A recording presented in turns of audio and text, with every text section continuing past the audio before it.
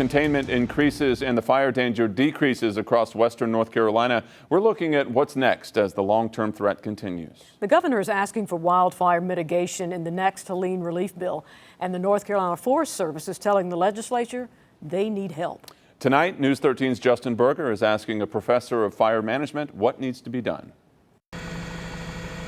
Weeks after passing the first Helene relief bill of 2025, wildfires fueled by the storm's destruction have scorched western North Carolina.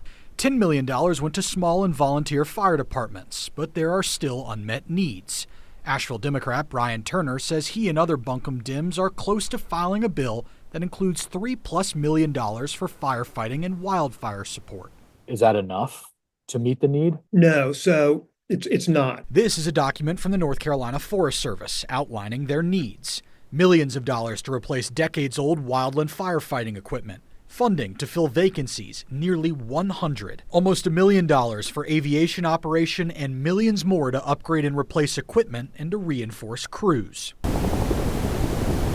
The Forest Service says more than 800,000 acres of timber is damaged, causing access issues resulting in larger fires now and could impact containment and control for decades.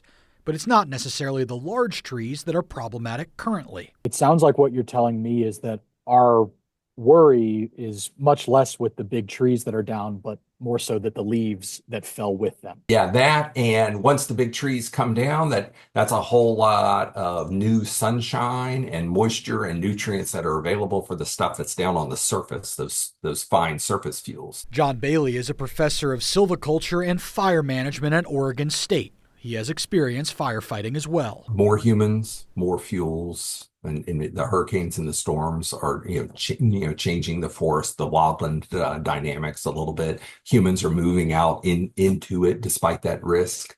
So there are more ignitions, there are more power lines for those windy days. Bailey talks about the fire behavior triangle. Two sides are uncontrollable: weather and topography.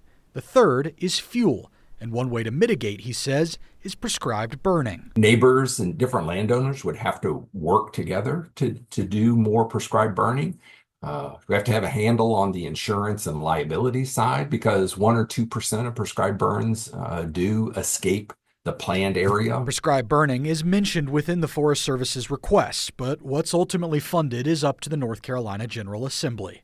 Justin Berger, News 13.